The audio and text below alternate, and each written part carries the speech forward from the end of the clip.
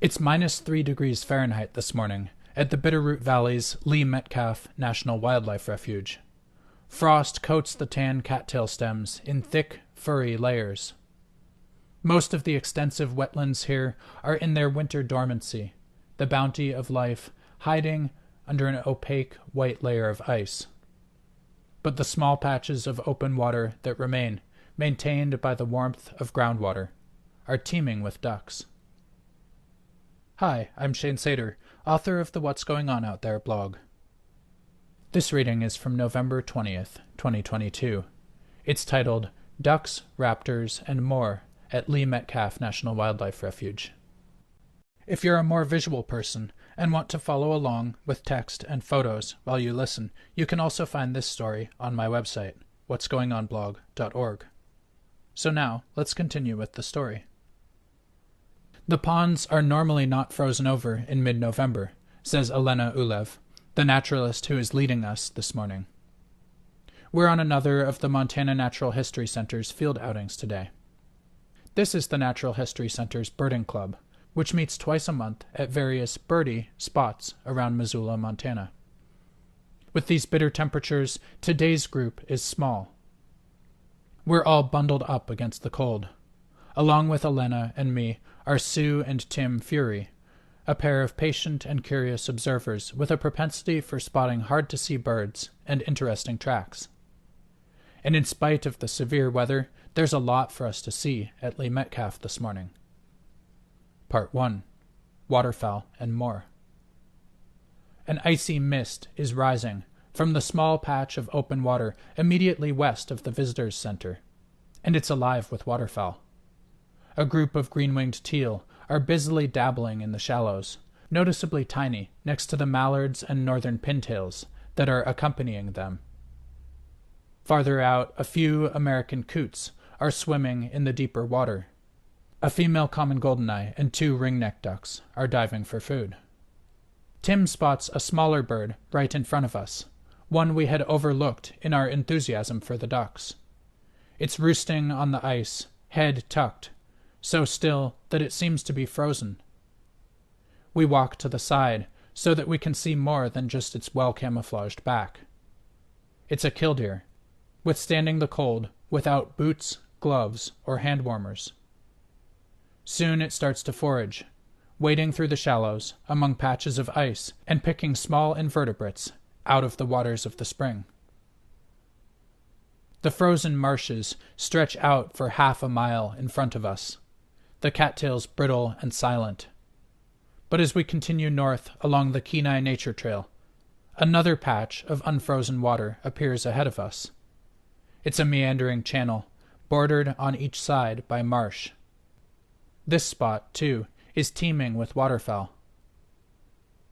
The Canada geese burst into honking music as soon as they see us.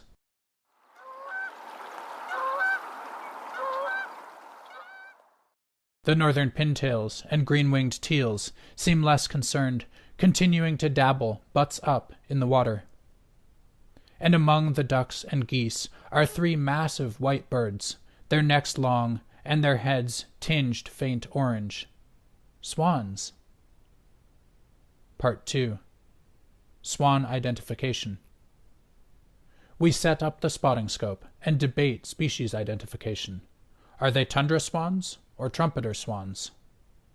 Their bills are long and straight, the black keratin reaching their eye in a relatively thick band. They lack the dash of yellow near their eye that, when it's present, is a dead giveaway for the migrant tundra swans that pass through Montana in the fall, en route from the Arctic to wetlands along the North American coast. We're pretty sure that these ones are trumpeter swans, those massive 23-pound birds that nest in Montana and will also, sometimes, stay around for the winter. But it's only later, when another small group of swans begins their low-pitched, trumpeting honks, that we feel really solid in the identification.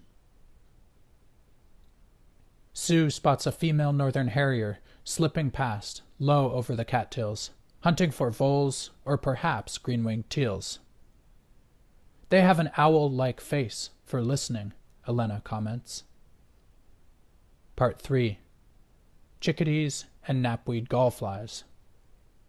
Now that we're past the open water, our walk lulls into relative silence. We pass by chokecherry thickets and mature cottonwoods that are undoubtedly full of birds in the spring and summer. But right now they're resting, quiet except for a lone black-capped chickadee. The chickadee darts out from the shrubs, landing in the spotted knapweed, Centaurea stobi, nearby. It taps expertly at a knapweed seed head, then returns to the safety of the chokecherries to hammer at its food. What is this chickadee doing? Based on research done by Chris Templeton at the University of Montana, it seems likely that this chickadee is foraging for gallfly larvae. A few species of gallflies in the genus Europhora have been introduced to western North America as biocontrol insects on spotted knapweed. The gallfly larvae overwinter in knapweed seed heads, substantially reducing seed production.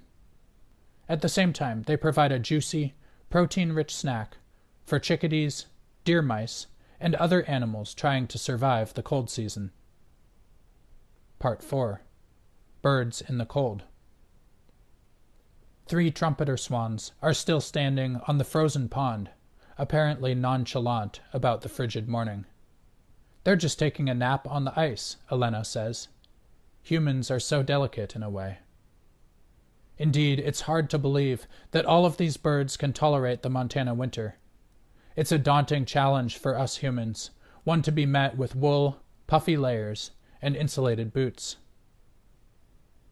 I notice a slim bird perching in the distant aspens at the edge of the marsh, hundreds of yards away. Could it be a northern shrike? We set up Elena's spotting scope and strain our eyes, waiting for it to turn its head. Sure enough, we can barely see its thin black mask and raptorial hooked bill. A recent arrival from the north, there's a good chance this shrike will stay in Montana until the spring, hunting voles and songbirds. A northern flicker is perching quietly in a cottonwood, soaking up the morning sun. Otherwise, the morning remains quiet, the landscape frozen in wintry rest. Part 5. Hunters at Lee Metcalf. But as we walk back past the chokecherries, approaching the open water, things start to get busy. We see 2 red-tailed hawks at the same time, flapping across the marsh. And each is carrying prey. One hawk continues north, angling away from us, a deer mouse or a meadow vole clasped in its talons. We can see the second red-tail as it flies directly away from us, crossing the marsh towards the cottonwoods in the distance. And what's in its claws? This prey is much bulkier, and we can almost see a wing trailing from it. The red-tail is loaded down, struggling to maintain altitude with its heavy catch.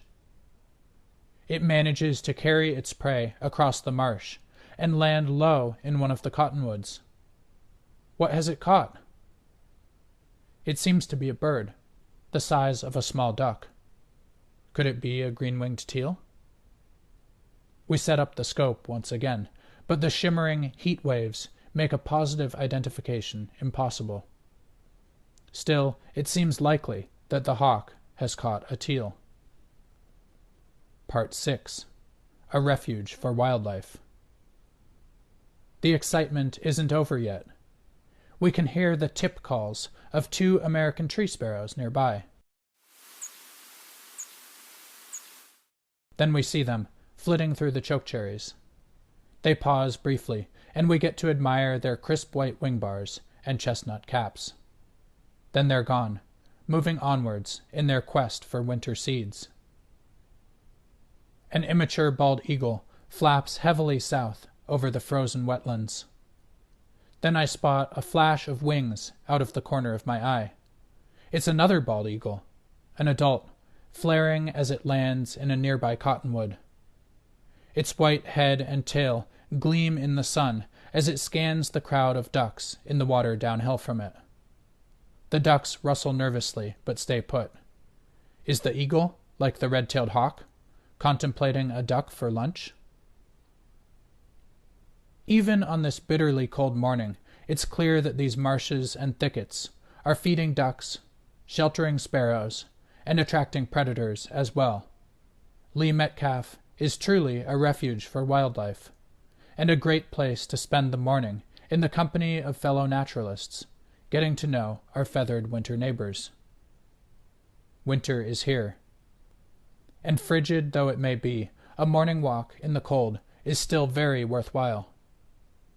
From green-winged teals to the hawks carrying them away, there's no telling what you might see. Thanks for listening. That's all for now. Again, you can find all of this material in written form, along with lots of photos, on my website, whatsgoingonblog.org. That's also where you can sign up for email updates when new stories are published. And if you'd like to join those generous folks who make my work possible, that's also where you can find my Patreon page and make a monthly donation. I believe in making these stories available to everyone, so a donation is never expected. But if you're in a place where you can give me that support, it's a huge help. Until next time, get outside, and especially as the cold weather lasts, check all of those bits of open water that you can find around your home. These are great places for ducks and lots of other wildlife in the midst of the winter.